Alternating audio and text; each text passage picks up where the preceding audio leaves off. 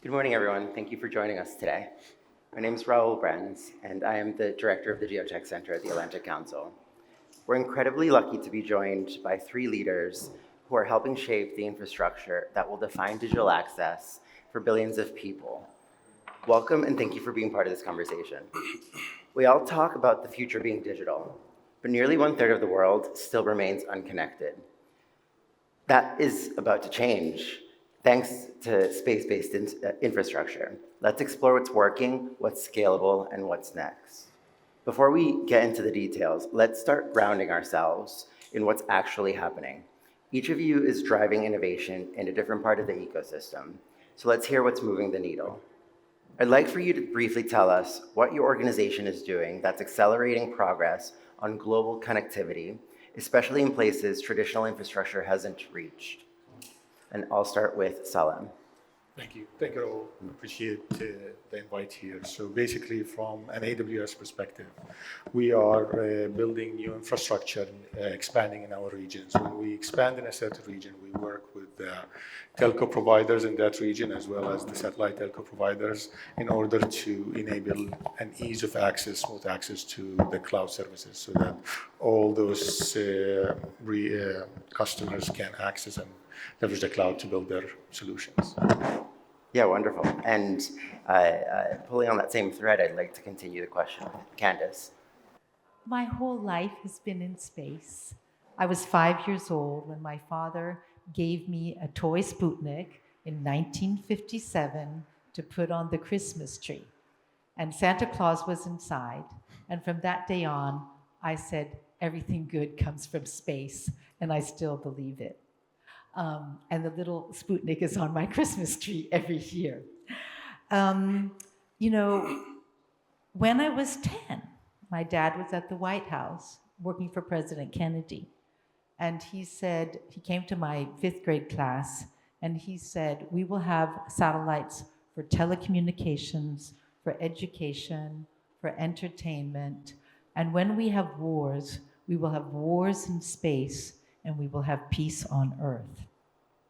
Now, a little girl always believes her dad. And so when I was about 18, I looked around and I said, wow, there's so much more to do.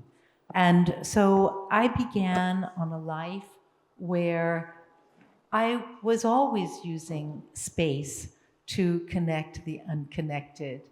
And I was also always using commercial space.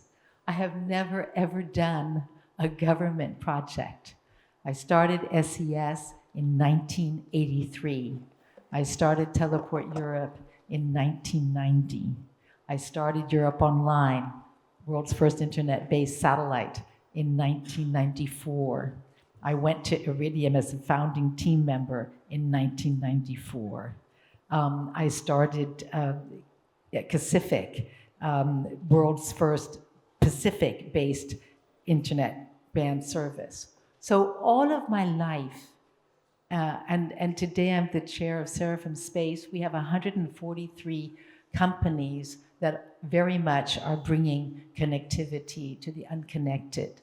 And so I cannot talk about just one organization, but I can talk about my life in space and my life in commercial space, connecting the unconnected. And what I would like to say, really, with everything that I've always done, is that it starts with space, or it starts with satellites. It never ends with satellites or ends with space. And so when you're providing somebody with a satellite connection in a village, you are then doing MATV, you're doing Wi-Fi, you're doing WLANs, you're doing so much. And also, I think that we need to, I'm a musician, so I'm a singer, and I think that we need to make certain that we are communicating the empathy and the essence of our lives. It is not enough to be connected. You also have to get a message through. So. Thank you. Khalid. So It's a vast world, regardless of the fact of referring to it as a small world, and large portions of it are hardly connected. Varying economies, varying geopolitical situations around the world. For me, space, and having lived through multiple generations of spacecraft and space technology altogether, I believe the ambition is to bring this capability and this connectivity wherever it's required, and it's required everywhere. Our technology today, from where it was 15 years ago, is way more innovative than it used to be. Our spacecraft possess capabilities such as frequency reuse, beamforming, even more resilience to cyber threats. And that allows us to use the family jewel, the spectrum, over and over again and provide it over multiple regions in high powers. And that can only serve governments and the commercial world, as you rightfully mentioned. That is at a space level. If we speak about technologies such as Earth observation, the technology possessed today is in the 20 centimeter scale. Providing those capabilities to countries and commercial users is quite significant. It helps with countries' and nations' development, it provides security, provides multiple different scales. And and this will only get better. The future looks bright. Wonderful, thank you. So that helps us move and segue into our next topic, which is innovation. A lot of the advances that you've talked about, a lot of the reasons that we've made such great progress in the world is because of the innovation that the sector has seen. So let's move from broad progress to ground level complexity. It's one thing to launch a constellation. It's another to make it work for real communities, in real conditions, at real scale. This question's for you, Salem. What does space-based cloud processing mean in practice for expanding service delivery in underserved communities?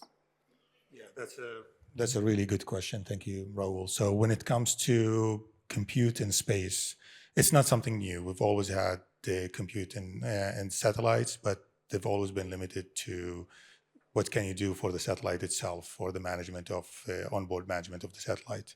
What happened is that the compute became more powerful, the satellites became more powerful, you have more swap, size, weight, and power. So that excess swap, you can use it and leverage it to process more and do more on the satellites. And as this advanced, you basically can deploy AI models at the edge. And those AI models can be leveraged to expand more capabilities. So you can look at an Earth observation LEO constellation. If it is optical, they can go take a picture, process on board the satellite. If there's cloud, they remove it, and then they send what is actually needed to the ground. But that enabled more AI advancements. So what happens is that in the cloud, you have more data sources. So you can refine these models and come up with new models. One of the things that I've found really interesting for underserved communities, they can basically prevent diseases before they even become real. So they monitor the environment around and they basically say, you know what, in this area, we see some of the environmental parameters that became a good condition for a type of mosquito to be basically there. So they would go and target it before that type of mosquito affected the communities in that region and becomes some sort of a pandemic in that area and spread. And there are more applications. So the way we see it is that there will be more distributed compute, and you'll be able to deploy these AI systems on the edge, and they can make decisions on the edge and save lives. That's wonderful. I'd like to pull you and Khalid into this question as well, to really understand what changes when you design for both adaptation and scale in this process. It is quite essential to think about adaptation and scale. Some of the technologies that we are bringing on board have been viable through the international partnerships that allowed for it. A scale means providing the capability wherever it's needed as much as it's required. And that's what we aim for. The ability to deploy something like frequency reuse available in terrestrial networks 20 years ago, 25 years ago, is a game changer when you take this to space. Today, the operational cost, even for such a technology, goes way down.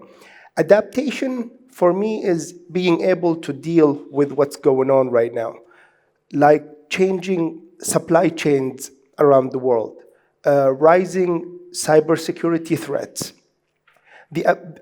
being able to deliver a resilient service, be it communications, Earth observation, or any other technology. Today, we're seeing GNSS denial around the world, which means maybe engineers have failed in overcoming this or deploying something that is resilient to the threats that are arising there. And this is always on our minds, in front of our eyes, whenever we design any space technology, any corresponding ground technology. The goal is to be resilient.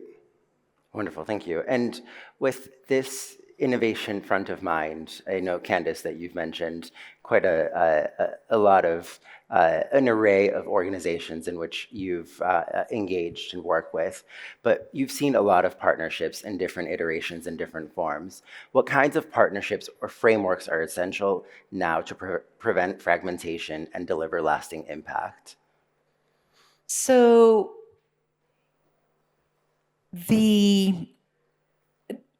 one thing is very important, and that is that diversity is key. It's different strokes for different folks. So, for instance, I mentioned Pacific, which is bringing high throughput broadband internet to the Pacific Islands, which we started in 2012.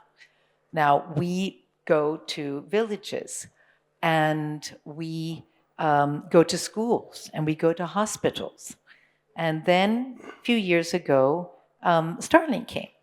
And everybody said, oh, we want Starlink, we want Starlink. And all of a sudden, all of the contracts from the World Bank to the various donor countries were stopped to Pacific, and they were given to Starlink. Be careful what you ask for, right? All of the donor nations came to us and said, we don't want Starlink anymore. It's not resilient. It doesn't have backhaul. It doesn't have, who are we supposed to call when something happens in Vanuatu? Are we supposed to call the customer service in Colorado? So it is very important to understand that as we do connectivity for the unconnected, that we look at every single possible communications and telecommunications possibility, and that we connect with them. We can do backhaul for 4G, for 5G, etc. You have asked me, is there one organization? And indeed, the ITU was mentioned beforehand, or the United Nations, but all of the various agencies within the United Nations. For about 10 years, I've been saying that we should have a convention, a space convention, like we have with the Law of the Sea. Everybody says, Candace, forget it, it's not possible. Well, my feeling is everything in life that is impossible is worth doing. So I believe that just as the Prime Minister of Spain, in his amazing talk yesterday, talked about creating a coalition of the willing, I believe it is time now for us to create a coalition of the willing for space cooperation and space collaboration, and putting in rules that we can all adhere to. We may not get everybody. We may only get 70%. But you know what? 70% is better than nothing. So I do think that the time now is for private, commercial, governments, NGOs to come together and to put into place the framework for us to have peace in the world with space, and I believe we can do it. Thank you. It's a reality where we wouldn't rely on just best practices. It would be industry and government working hand in hand to try and solve a critical problem. As we look ahead, we also need to think about long-term system resilience, financially, environmentally, and operationally. For Salem, how are you thinking about building systems that are future-proof, sustainable, and regionally responsive? Yeah, I can't say that it can be future-proof, but what I can say basically on the sustainability and the other parts, I'm a big fan of software. When we talk about space, I always repeat SWAP, size, weight, and power. Software is massless. So the way I look at it is that as you have more compute power in orbit, you basically deploy these softwares and AI models at the edge when you need them. So if you're looking at a LEO constellation, it just rotates, moves around the Earth as it changes location. You can just update the software so that it will be geared and focused on the needs of that region. And that's where you bring the innovation. And with the cost of launch dropping, the LEOs they live for a shorter period of time, so you get that refresh in terms of technology. And with every refresh, you have more power, you have more compute, so you can deploy these systems. That's how I see it. And if I may, Yes, please do. because 8 years ago when Seraphim asked me to be the chair of their advisory board, I said, okay. And then, of course, I went and tried to find the best people that I could. And so I called up my very dear friend, an amazing woman, Anne Winblatt, who's kind of known as the software guru of the world and the woman who created Silicon Valley. And I said, Anne, I want you to be on my advisory board. She goes, Candace, I only do software. I don't do space. I said, Anne, software is space now. Yes, there are more software-defined satellites. And everything that you talked about. Yeah. Thank you. I'd like to pull you in, Khalid, to this discussion because I know that you've spent a great deal thinking about this at Space 42. So through your lens, how do you see this? So for me, sustainability in space takes a few dimensions that are hardly looked at in the common sense of sustainability. Thinking about the knowledge of space. Space is one of the last frontiers of technology. Designing something on ground is different than taking it to an uninhabitable place. So bringing all this knowledge to the educational institutes and to the industry in the region, being capable of developing such technologies or collaborating with the right partners to continue providing these services is one of the sustainability efforts that we are taking quite seriously.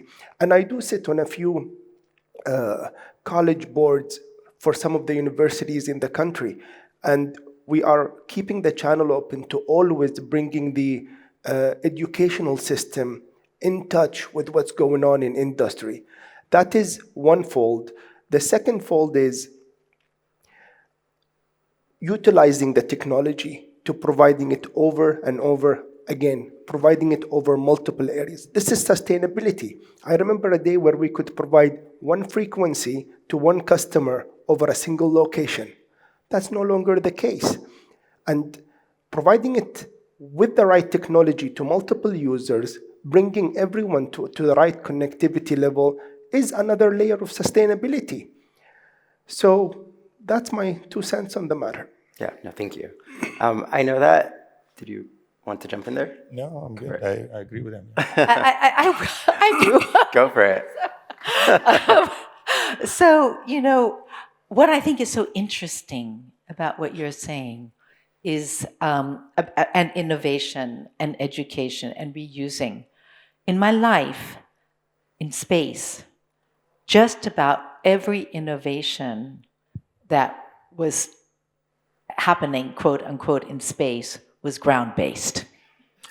So when we first started SES, 1983, we happened to know that gallium arsenide LNBs were being manufactured in Japan, and that this would provide 10 times performance increase over any other LNBs that had been used.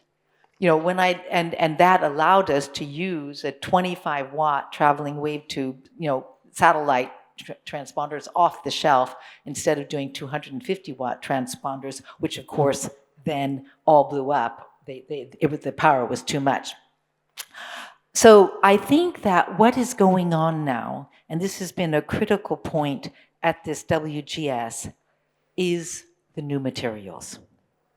And I believe that the new materials that we are going to be finding to use in space, or even perhaps in space. And I was very interested to have the gentleman who was talking about, you know, one of the 3 applications for quantum, and that this would be the use of quantum to develop new materials. And of course, quantum and space have been so, so allied together. And, you know, so all of this, if you are a VC and you are tasked with the amazing responsibility of wisely investing other people's money into space, as Seraphim is, this is what we are looking at. We're looking at, you know, what's out there, what's going to come, what's going to make space be able to be used even better with innovation. Which brings us to our final question, actually. So as we wrap up, I like to do a bit of future gazing. So when we meet again in 5 years or next year, what breakthroughs might we be talking about? What will surprise us the most? What will surprise us the most about space-based infrastructures that will make it possible to communicate or to connect in the next 5 years? I can go first on this one. I'm really excited about the OISLs and the advancements there, which is the optical intersatellite links. We'll have more satellites interconnected with lasers, so they point at each other and there is constant connectivity. What that enables us is that we expand the compute and be able to leverage it. So technically speaking, you are not bounded to the compute on one satellite. You can leverage compute from multiple satellites. What that brings you, if you have all these interconnected, is that at one point in time, you can train AI models in space, leveraging all the compute power that you have from all these interconnected satellites. Not only that, you will be able to run a more power-hungry AI models in space by the fact that all these satellites are interconnected and you're just tapping into all this distributed compute. So I'm excited to see all this distributed compute in space and see what's going to come in next. So that will be great. Wonderful. Candace? Yeah, so I totally agree with you. I think this is great. I don't like stargazing. I like doing. And I like seeing, you know, they always say an entrepreneur is the future that he or she sees. And so be that future. So I have 2 futures that I want to see and that I am working on. The first is that we need to enable more space countries. So emerging spacefaring nations. This is my campaign. Somebody said the other day, you know, they said, we followed Candace Johnson and she was in 20 countries in 3 weeks. Well, this is my goal. This is my campaign, to get the countries who are not using space, to get them to use it and to use it for their own purposes and to use their own frequencies as they can do this. And so this will be a fabulous future. The second thing that I'm working on, and I just kind of alluded to it, is that, you know, as I said, only the impossible things are worth doing in life. So kind of, you know, combining what I think and I hope that quantum technologies will bring to us, which is basically the entanglement and the understanding and solving critical problems, I do believe that this can be used to solve the environmental, the health, the greed from financial problems, and for us to then use that quantum technology together with space to provide a solution for peace. Wonderful. I like that. And with Khalid, we'll end with you. I couldn't agree with you more. I think the new space is going to make space more accessible and affordable by many, many more nations. But what I personally look forward to in the next 5 years, the largest of them all, is that every human with a mobile phone is definitely going to live a change where the roaming principle is going to change. People are no longer going to be stranded with direct-to-device, non-terrestrial networks. I think we're going to witness that in the next 5 years. We at Space40 is working on it quite actively.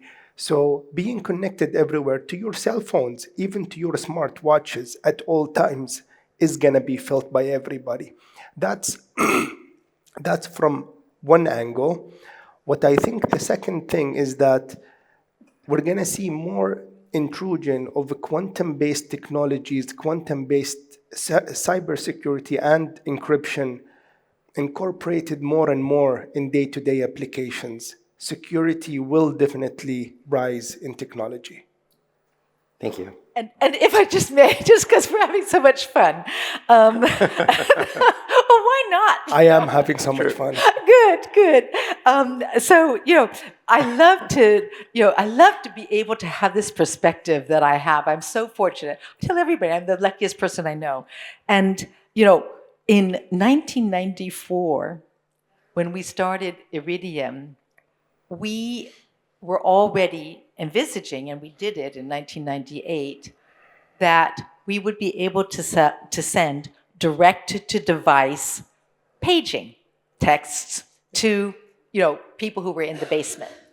And so it's a tremendous joy for me to see that this directed device, which for me was obvious 30 years ago, is now happening. So but I'm so happy you like the quantum. We're not going to work together on it. Thank you, panelists, and thank you for the terrific conversation.